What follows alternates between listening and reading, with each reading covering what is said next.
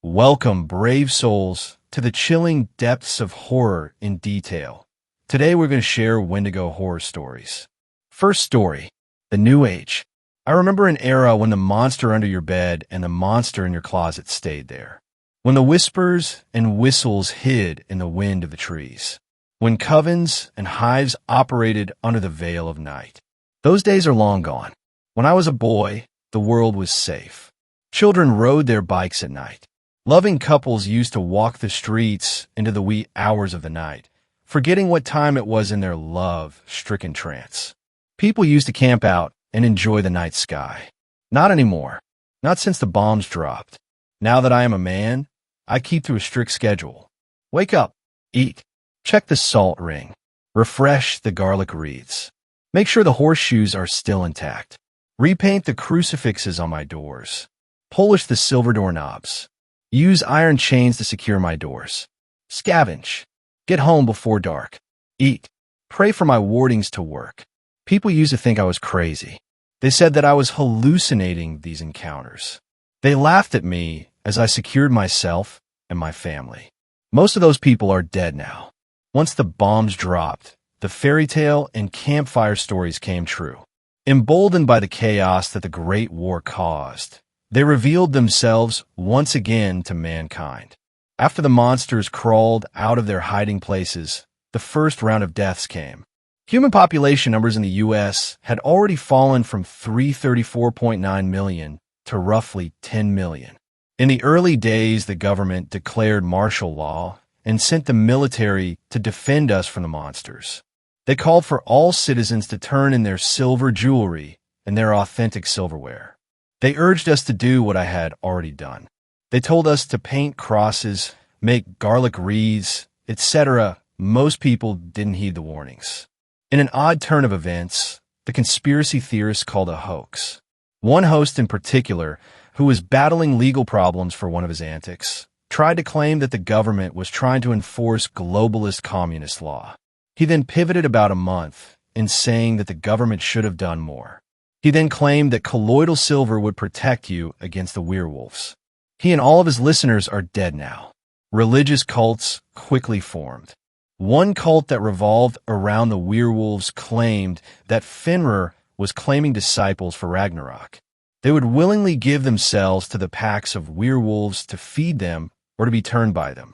People began to worship the vampires, thinking they were angels sent from God because of their healing abilities. The wounded and sick went to them to ingest their tainted blood to exchange misery for immortality. Many women flocked to the witch covens, trading in their souls for a chance at power and safety. The gates of heaven and hell were bolted shut. The dead began to rise from their graves. Souls were barred from crossing the veil into rest or punishment. Those of us who have survived and abstained from these cults now live in constant fear, prolonging the inevitable. Most common monsters are vampires, not nocturnal. They only used to be for their own safety. Now, they act at all hours. They act like a beehive. There are various nests/hives of them throughout the U.S. They function with a semi-hive mind. There's queens, the ones responsible for turning new vampires. There's workers, the ones who keep their human juice boxes alive. There's drones, the ones who actively hunt down potential prey or converts. Werewolves, only dangerous during full moons. They feed on both humans and animals. They function, to no surprise, like wolf packs. They're less interested in turning people, but are willing to do so to strengthen their numbers. They convert via saliva in the bloodstream. Zombies, they have no mind. They only wish to consume. You're doomed either way if you're caught by a board of them. Either you get eaten, or you're fated to join their ranks. Witches, not technically monsters in a fundamental sense. They're still human, but have chosen to betray the rest of us for safety behind witchery. They only convert women and especially hate men and young boys. If there's a monster you can think of, it's real. The most common ones are the flocking types: vampires, werewolves, zombies, and witches. Wendigos, skinwalkers, and Kushtaka-type monsters are rare because they're solitary beasts. Most flocking monsters use the Fae folk to lure people into the woods. They're sort of like freelancers. They don't consume humans, but rather they just enjoy the pain they cause. A few months before the Great Dying, my family and I had moved to my old family cabin in the UP. It was secluded. The only ways in were through the thick forest, down the river, or to cross two bridges, one north of the cabin and one south of the cabin, that I had blown up as soon as we got to the cabin. I was not about to trust any stranger, and it was their fault that they hadn't listened in the beginning. My wife Kate, son Jason, and daughter Arlene helped me as I fortified the cabin. Windows boarded, drop-bar locks put on the doors, and wardings of every kind on every square inch of the outside, and a large salt ring all around the place. I thought we were safe. After about 6 months of living there, we'd experienced random zombie hordes, werewolf packs roaming through, some stray drones wandering by, and even a Kushtaka swam down the river. But the wardings worked. It wasn't the supernatural that took my son. It was the winter that did him in. He contracted pneumonia after falling in the icy river. He died only a week later.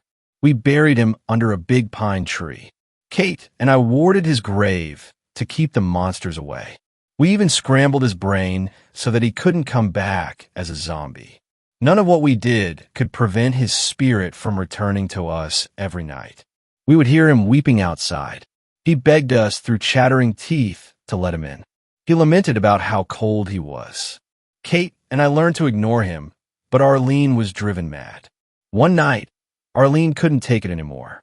She snuck out and ran away after a fae that told her would take her to Jason.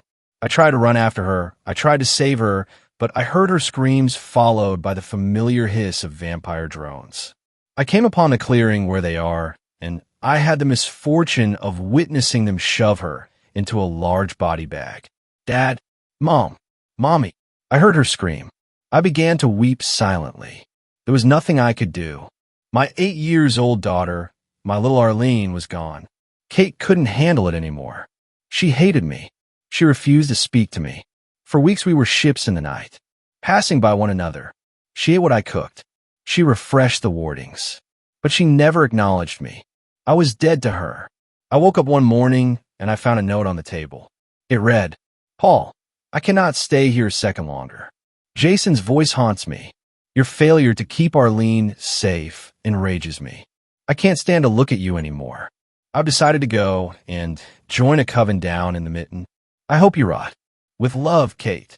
Then I was alone. For the last 10 years, I've been completely and utterly alone. I have no idea what the rest of the U.S. looks like at this point, let alone the rest of the world.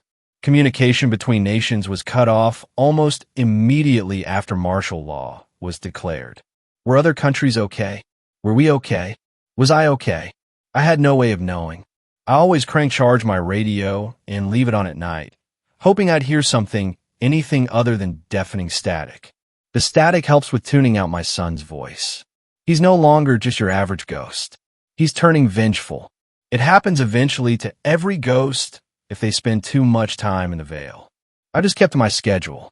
Wake up, eat, check the salt ring, refresh the garlic wreaths, make sure the horseshoes are still intact, repaint the crucifixes on my doors, polish the silver doorknobs, use iron chains to secure my doors, scavenge, get home before dark, eat, pray for my wardings to work.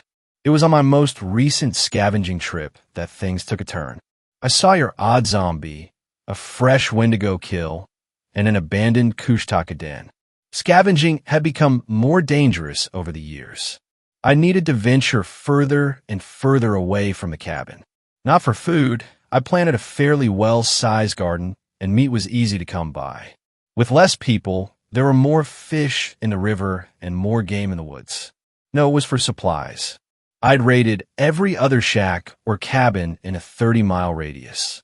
Other than a butane torch I found, there just wasn't anything left.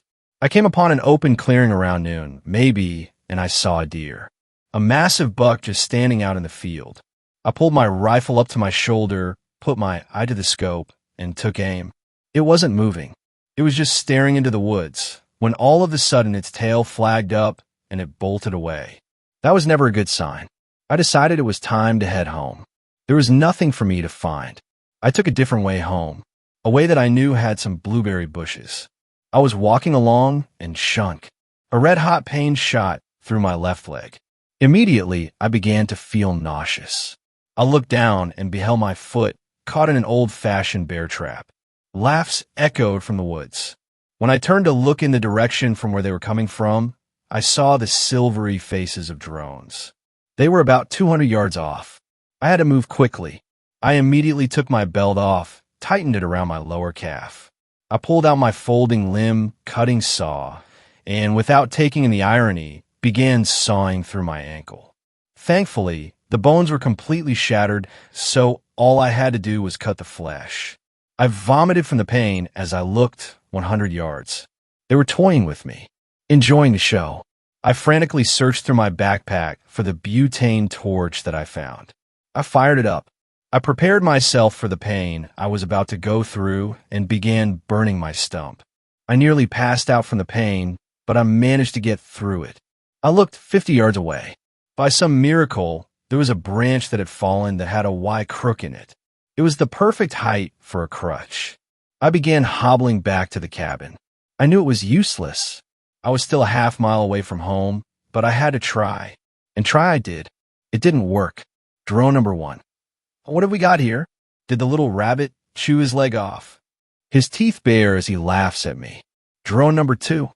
I can smell the blood in him. We have ourselves a vintage AB+. Haven't had one of those in a while. Drone number 1.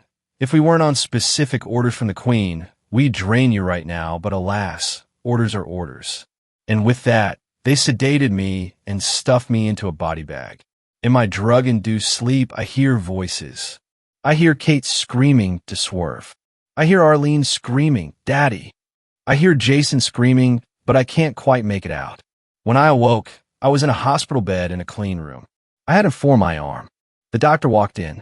"Doctor, my God, you're awake." "Nurse, nurse, get in here." The doctors and nurses frantically took my vitals, checking over every inch of me. "Doctor, sir, you've been in a coma for 6 months. You and your family were in a terrible head-on collision by a drunk driver. I'm sorry, sir, but your family didn't make it." I began to weep. Had everything I'd experienced been a dream? How is that possible? "Doctor, I know this is a bittersweet awakening, but I assure you, you'll be fine.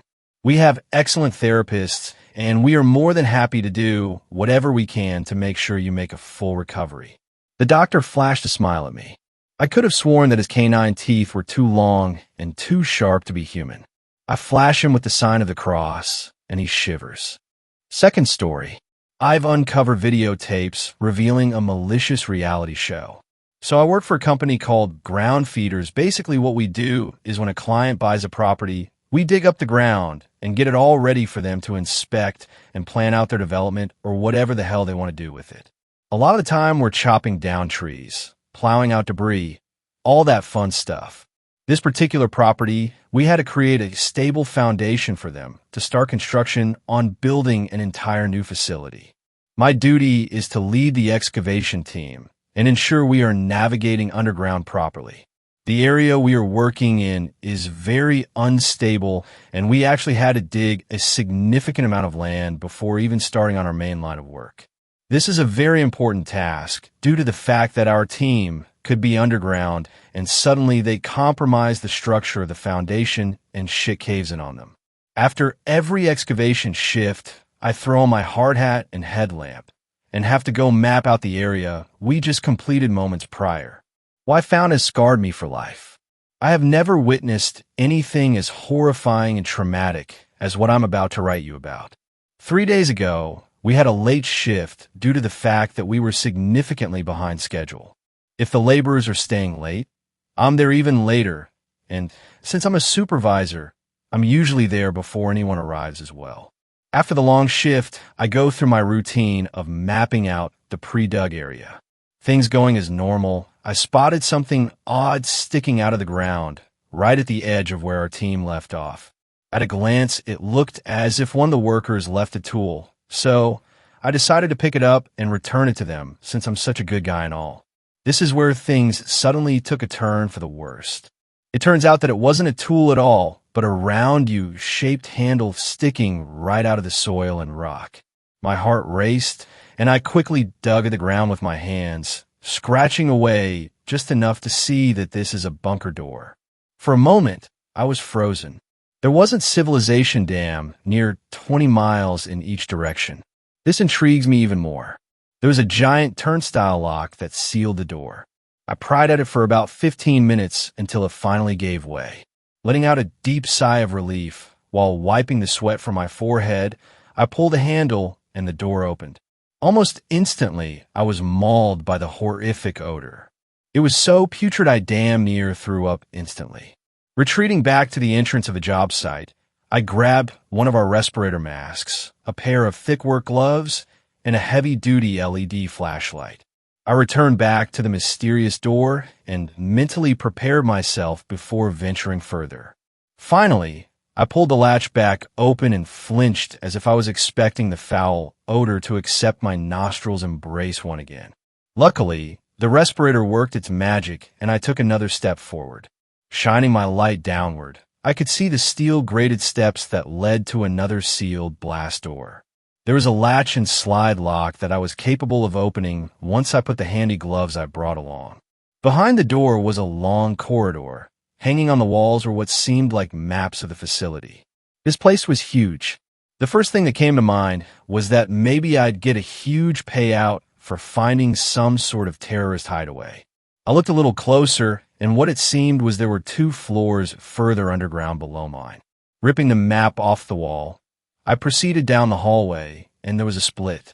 My 2 options were to either go through the next blast door in front of me, or hang a left down the hall to what seemed, according to the map, was the path to the stairs leading to the next floor below. What the map said was that the room in front of me was just a 16-foot by 12-foot basic office type room. My curiosity got the best of me, and I decided to enter the next room. After passing through the door, I scanned the area to see there was a desk, 3 office chairs, and loads of monitors with all kinds of out-of-date equipment hooked up to them. The thing caught my eye first was the obvious stack of VCRs to the far left of the desk. Alongside it were monitors stacked 2 high and 3 across. In front of each set of monitors were a microphone, set of controls, and a thick composition notebook.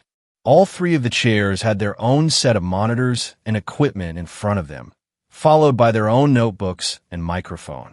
My guess that this was some sort of scientific research facility. I looked at my watch and realized that it was getting really late and I needed to get back home. Before leaving, I walked up to the VCR and forced out the first couple of tapes. I wanted some homework. That night, I could not rest. Fortunately for me, it was a Friday. After tossing and turning in my bed, I decided I needed some sort of closure. I jumped into my slippers, waltzed downstairs into the garage, and dug out an old VCR and television I just couldn't seem to get rid of. Now I regret ever keeping the damn thing. There I was, sitting on the floor of my office in my jammies, setting up a nearly antique video player. I wiped the old decrepit dust off the first tape and popped it in. It started as a profile shot of a man in a lab coat. He had a dark complexion, dark eyes, and jet black hair. The remainder of his face was covered by a black mask from the nose down. Hello, viewers! As you've all anticipated, our series premiere begins today. He announced this with loads of enthusiasm, but something about his demeanor was troubling. We have 4 willing contestants. Your contributions have made this possible. These young men and women will be locked away in our underground facility with no means of entertainment. The only functions of this location are a fully functional kitchen, plumbing, and your basic electrical needs. He paused for a brief moment and looked past the camera. This isn't your typical reality show. There will be no elimination challenges. The only objective is to provide these contestants pre-cooked human remains. Their behavior over the next 8 weeks will be observed and documented by our team of specialists. His voice grew louder with enthusiasm. Our subjects are fully aware of the conditions. They are to interact with one another, we will withdraw ourselves from any form of contact, aside from a few surprises. At the end of the show, the remaining contestants will be rewarded with a rather generous cash prize. The tape cut out for a moment and continued with interviews of each of the four participants. It was a sort of grab bag type of bunch. 2 men, 2 women. One of the women appeared to be a little strung out. The other 3 seemed pretty normal, nothing out of the ordinary.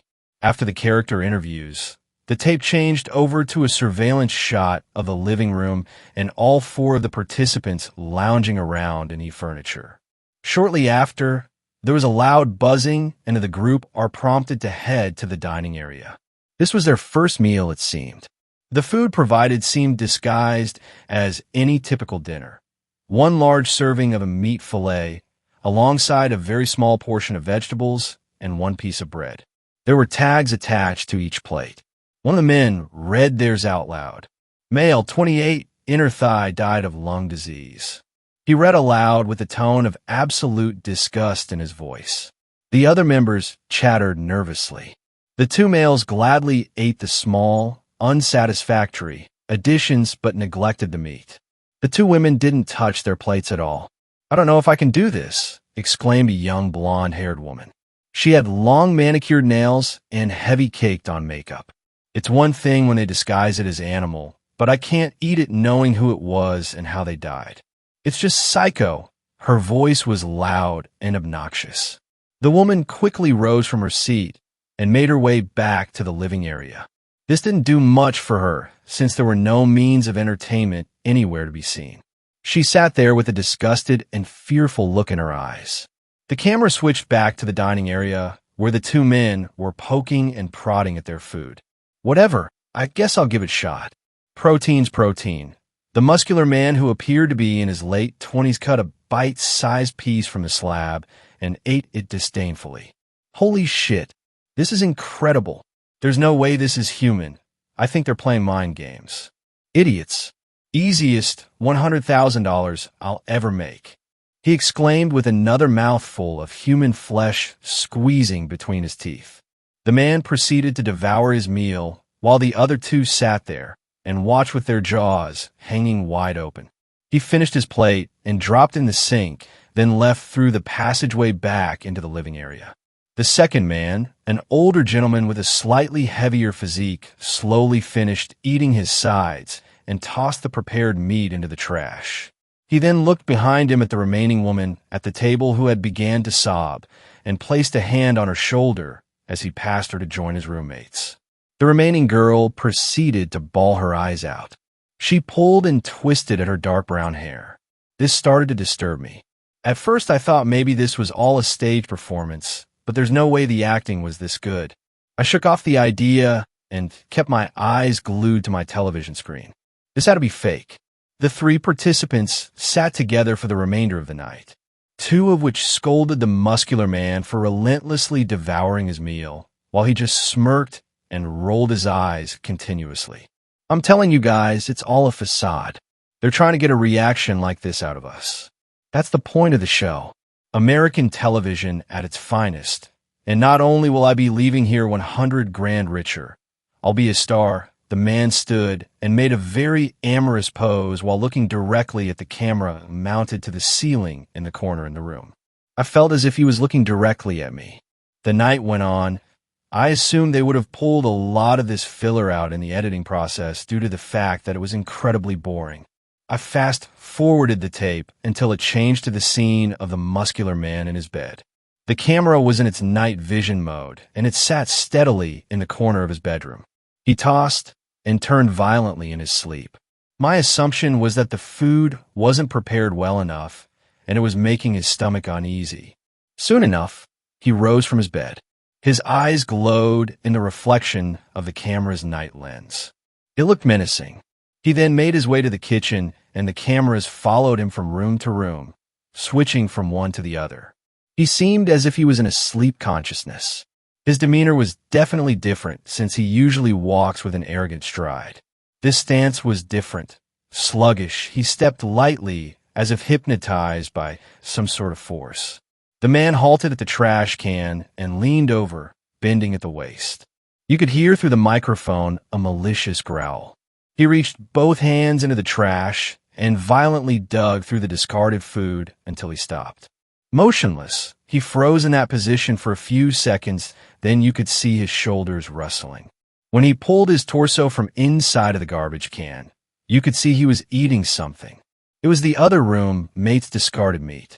You could hear the moans of pleasure between the sounds of meat grinding against his teeth and slapping his tongue while he gnawed at it like a rabid beast. The tape clacked and snipped. My screen went black, and the VCR ejected the tape at me with a mechanical whir. I was thoughtless. My mind had just ceased to work as I sat there in complete surprise to what I had just witnessed. I'm slowly gripping the idea that this may not be a fictional broadcast, but I hope to whatever got there may be that I was wrong. Please let me be wrong. After pulling the tape from a VCR, I noticed a subtle inscription on the outside of the VHS. Here's a crude drawing of the logo in case anyone could recognize it. It is heavily suggested that if you come across this logo on anything that you stay away. There's something really sinister about this organization, true or not. I climbed to my feet and staggered my way to the restroom. Peering into the mirror, you could easily identify the signs of fatigue. My eyes had dark circles around them, while above, my eyelids sat low. Although I desperately needed to recharge my batteries, I wouldn't have slept well until I finished these series of recordings. I hobbled to the kitchen and poured myself a cup of cold stale coffee and returned to my station. After sliding the next tape into the VCR, I tapped the rewind button to ensure I don't miss any important details. I could hear the sound of gears twirling around in a counterclockwise motion, followed by a click and a whirring and buzzing as it auto-engaged its playback function. The scene started with a shot of the dining room table, with 4 meals set up accordingly. The loud buzzing indicated again that it was mealtime. The camera angle swiped between each of the individuals' bedrooms and gave simultaneous shots of each person waking up and running through their morning routine. I hit the fast-forward button and let go once they arrived at the dinner table. Immediately, the muscular man started to devour his breakfast. The others sat there in disgust and stared as their face twisted into more and more anguish. The more feminine of the 2 women grabbed the tag and read aloud. Female, 9, brain matter, died from automotive collision. Her face stayed locked in a horrified expression. The other female gagged and lunged toward the trash as her body evacuated what I'm assuming was bile due to the fact she had missed her previous meal. After recovering from her regurgitation, she kneeled and peered into the trash can. Her eyes grew wide as if she'd seen a ghost. The remainder of the guests sat at their dinner table. Mr. Muscles promptly finished his meal and let out a large belch as he leaned against the back of his chair. I give up. If Sexy over here can eat this, I sure as hell can. There's no way I'm going another minute without food.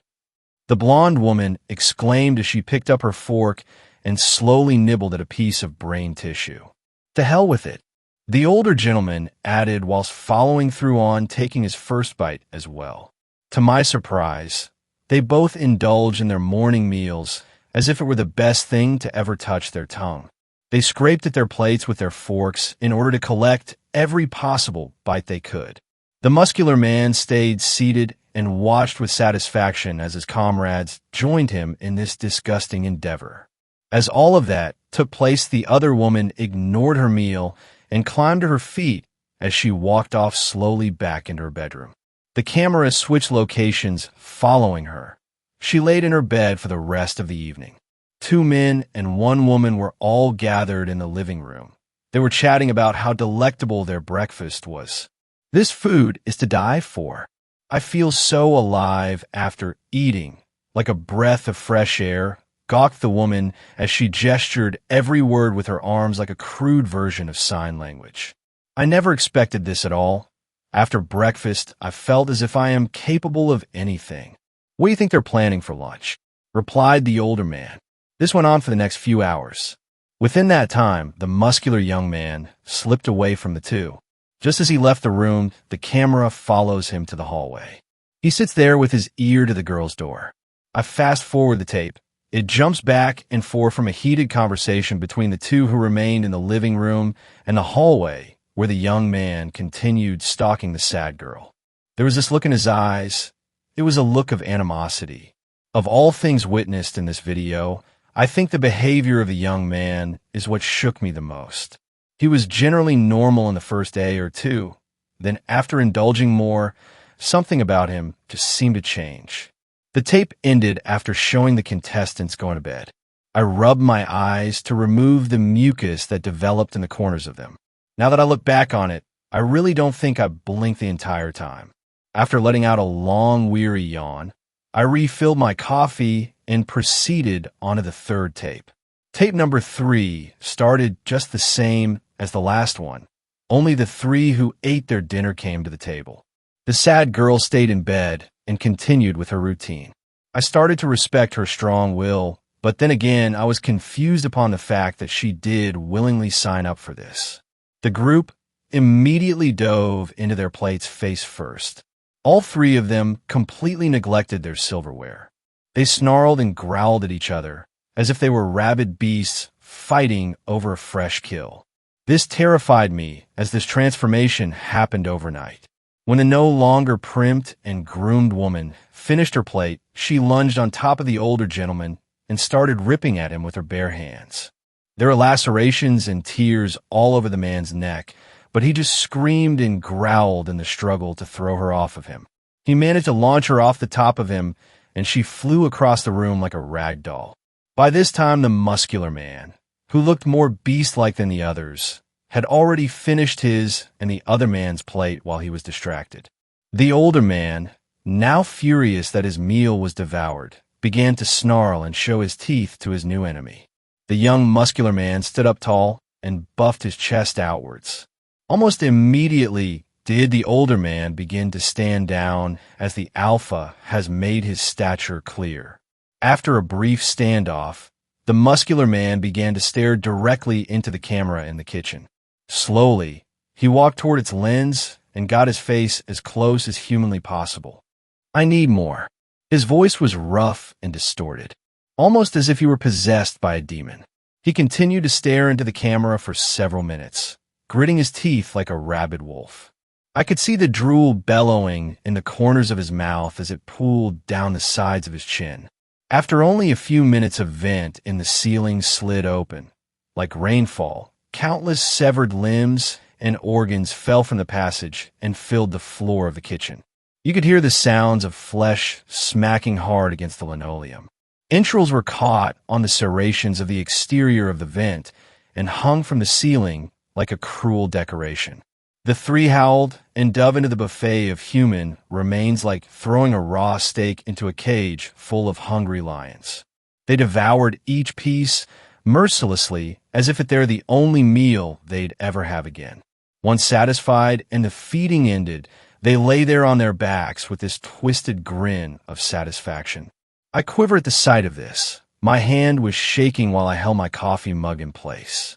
The tremors caused my beverage to splatter all over my shirt and sprinkle down onto the floor. My eyes hurt, and I didn't even notice the light peering in through my closed curtains. I couldn't look away. I had to see the conclusion to this horrific broadcast. The tape cut out in the midst of them savoring their previous meal. After about 30 seconds of pure darkness, the image came to view in a 4-way split screen. Each screen was of one participant sleeping in their beds, almost as if they had an alarm set.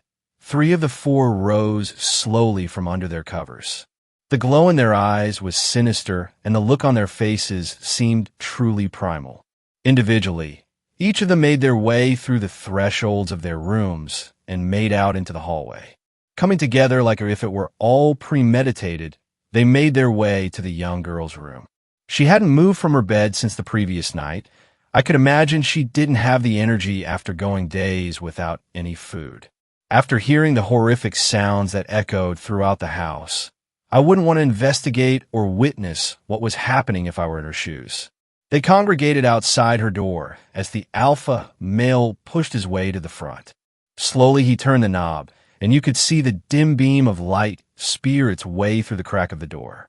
All I could hear was the sounds of heavy animalistic breathing and what sounded like the gargling of saliva through my speakers. In the blink of an eye, all three of them pounced on the girl in her bed, ripping the sheets off to expose her weak, helpless body to the blood-hungry beasts. Their teeth sank into her flesh as each one of them tugged on a different limb, slowly ripping her into thirds. The sound of her violent screams nearly shattered my eardrums as she squirmed and convulsed in pain. The girl stood no chance as they ripped her to pieces and gnarled off every piece of flesh from her bone. The room was filled with blood, pooling on the floor as it leaked from the now ruined bed. They bathed in the blood of the poor girl who was now in several pieces scattered throughout the room. Growls and inhuman snarls were exchanged as one would reach for a new limb after finishing another. If I hadn't been so numb from the lack of sleep, I'd have vomited or passed out from the sight of this. Something kept my eyes glued to the screen as I watched these beastly cannibals devour their once fellow contestant. I suppose this was their process of elimination. The tape cut after they finished with their feast. It opened with the two male participants going at it violently like wild animals. The two men were relentlessly biting and tearing at each other's flesh. Blood spewed across the living room in all directions. You could hear the anger and pure evil in their voices between the sounds of tearing skin. There wasn't anything human left in them. The woman was nowhere to be found, and from the looks of the room, it seems as if it must have been days since the last scene. There were countless organs strung around the entire house as the camera changed views to show its delightful scenery. My only assumption was that her corpse lied somewhere in this mess.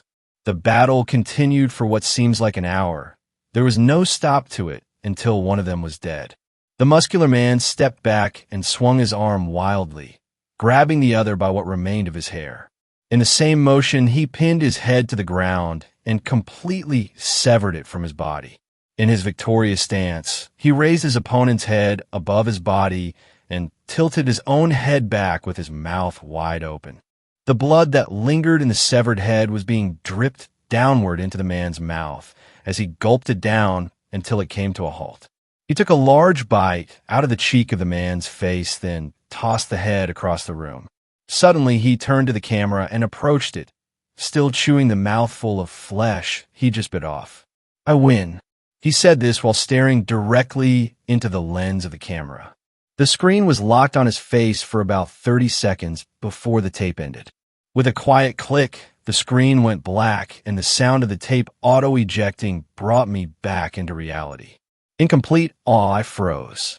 What in the absolute hell did I just watch?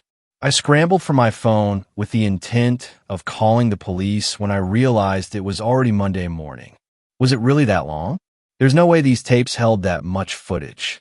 I rushed to get my clothes back on, threw the tapes into a plastic bag, and bolted out the door to make it back to the job site. My plan was to inform my superior and then turn these tapes over to the police. Whoever hosted this sick and twisted game needed to see justice. I pulled my truck onto the job site. Then I noticed a white Prius with a familiar logo on the side of it. Suddenly, I remembered the symbol from the header of our contract. It also matched the inscription on the outside of the VHS tapes. All I knew about the client was that they were an independently funded medical research team that was supposed to be coming up with some sort of breakthrough in modern medicine. My heart sank into my stomach as my skin instantly grew cold. I bolted from my truck with the bag of tapes in hand and burst through the door of the portable office building.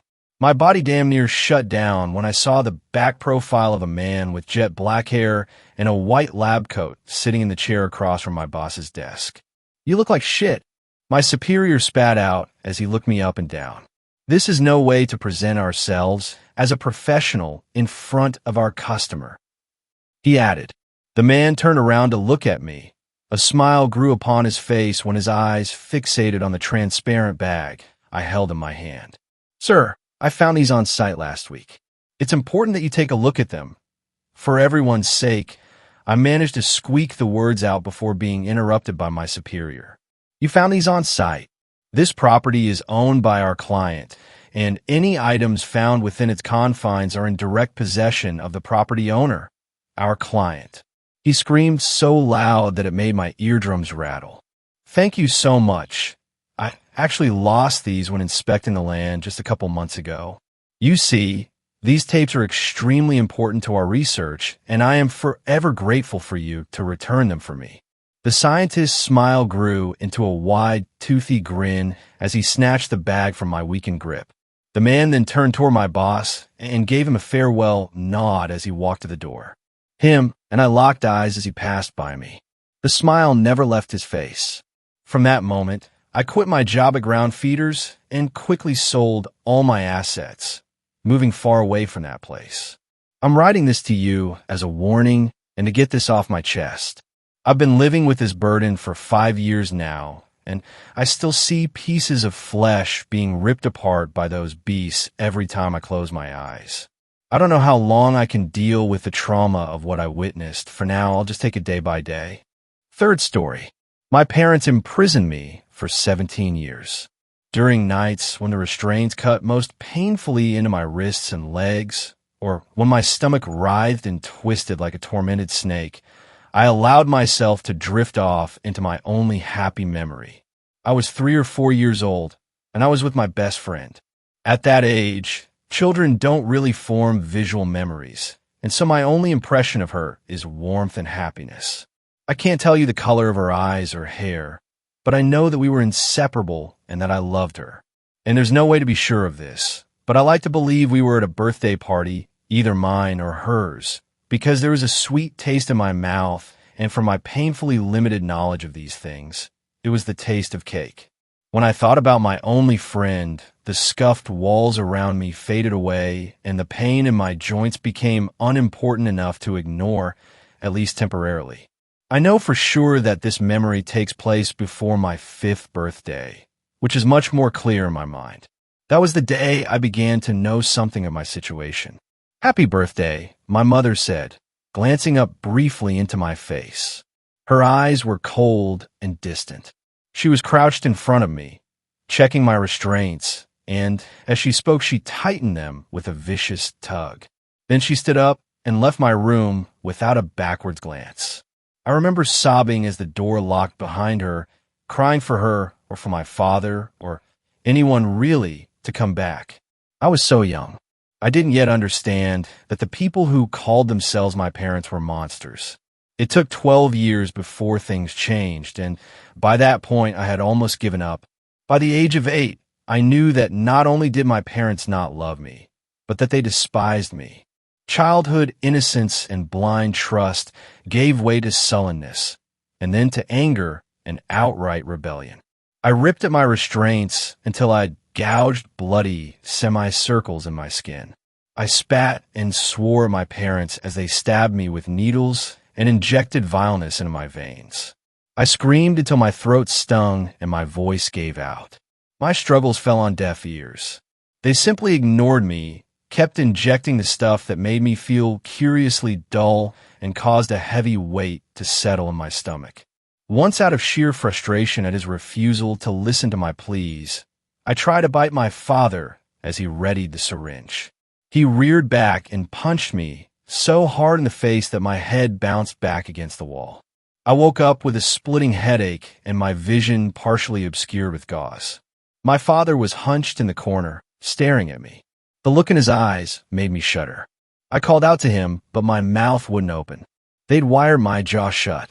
That contraption stayed on for a year, night and day, combined with more restraints. It didn't matter that I couldn't eat or drink. That was all taken care of, thanks to the miserable sludge injected into my veins 3 times a day. I grew accustomed to the gag and to not being able to speak, and when they finally took it off, I didn't even care. Things changed because of Dad. He and my mother were an odd couple. She small and intense, he large and morose. I always had the impression, even though he had hit me, that he was somewhat kinder, if you could even apply such adjectives to people like my parents. I heard his raised voice one day, over the drone of my small TV. I had awoken to find it in my room, not long after the gag had been put on. A remote control lay near my fingers. It must have been a gift from Dad, a sort of apology, because I know Mom didn't approve of it. Stupid to put ideas in her head. I heard her mutter to herself the first time she saw it. Dad showed me how to operate the remote. The TV was old and only showed 3 channels: a cooking show, a news report, and a colorful cartoon. But by that point, I was so drained and broken that I could barely focus on the flickering images. I preferred to gaze at the static, my ears numbed by the hissing and my mind's eye conjuring up endless snow. A snowy field where my friend and I rolled and jumped and played together. I could almost feel the cold flakes on my skin when Dad's voice cut through the static and jerked me into wakefulness. In all the time I'd known him, he had never raised his voice. But now I could hear his shouting faintly through the heavy door. "I won't allow you to do it to her." "No, she's already suffered enough." Mom's reply was too faint to hear. "I don't care. What sort of life are we giving her anyway?" Again there came a pause. Then Dad spoke again, his voice quieter and choked with bitterness. I strained to hear him clearly. "You've done enough to her already. I suppose you may as well kill her and get it over with." Silence, then a crash. A door slammed somewhere in the recesses of the house I'd never seen. My heart thudded painfully. My torture had become mundane for them. I wasn't dying quickly enough. With the knowledge that they were going to kill me, my will to live came surging back. Later that day, Dad came into the room to give me dinner. I looked directly into his eyes and forced my lips into a smile. He paused in the entryway, then gave me a small smile in return. I allowed myself to feel the slightest hope. "Hey, Dad, what's up?" The words came out more harshly than I'd intended. I hadn't spoken for over a year. He began to slide the needle into my forearm. "It's nice to hear your voice again," he said as he depressed the plunger. "I know I've been difficult for you and Mom, and I'm sorry," I said quickly, trying to keep at bay the horrible dullness that always came after the injection. "I'm going to try to be better, to be a better daughter from now on." Dad got up with a grunt and gazed down at me. "You're just very sick, Laura. Your mom and I are working very hard to cure you," he said mechanically. The good old lies to justify their torture that somehow I needed to be tied down and abused like an animal in order to cure a sickness I didn't have. One time as a young girl, I pleaded with my mother to tell me the name of my disease. She laughed humorlessly and said, "You don't want to know," then swept out of my room, carrying aloft my reeking bedpan. "Please don't kill me."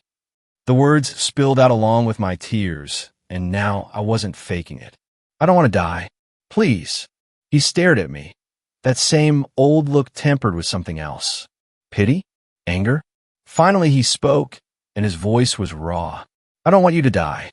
But your mother—" He stopped abruptly and then shook his head. "I'm sorry, love." He left, and I was alone with my despair. But in the middle of the night, he came back. I had sobbed until the numbness returned, and my mind was blank, empty of all thoughts, even those of my friend. At some point I fell asleep because something compelled me to open my eyes.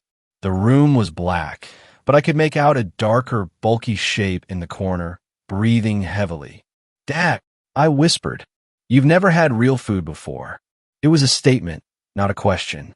Both of us knew it. "No." He was holding something in a bowl, his hands trembling.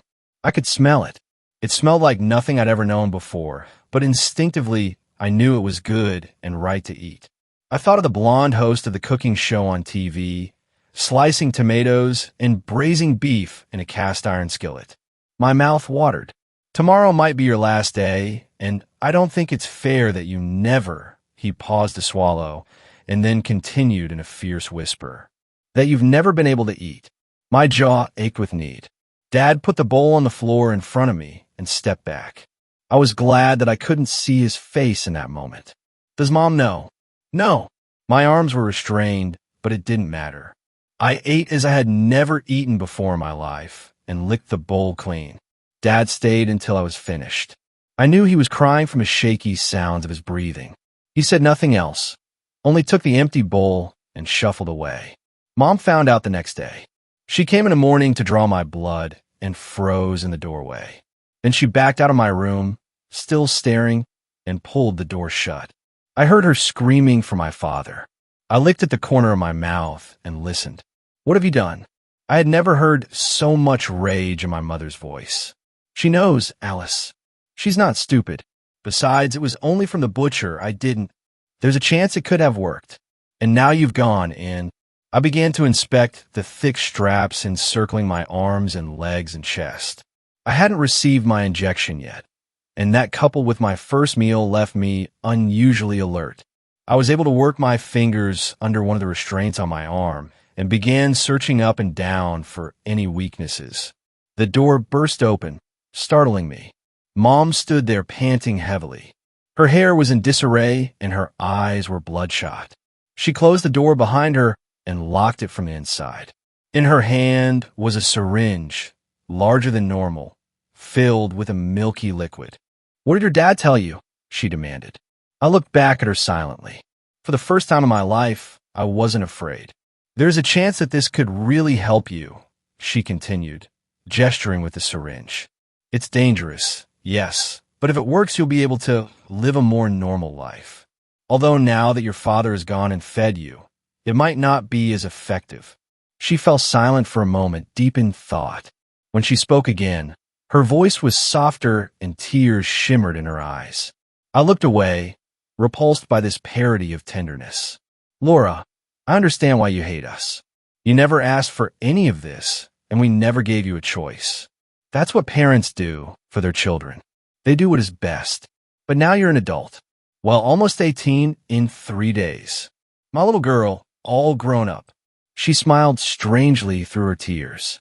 "So now it's up to you. If you don't want the treatment, I won't give it to you. Your choice. But if that's your decision, then you will never leave this room again. You will die here. Why you hate me so much?" I finally asked. "Sweetheart, your father and I are the only people in the world who don't hate you," she responded, coldness creeping back in her voice.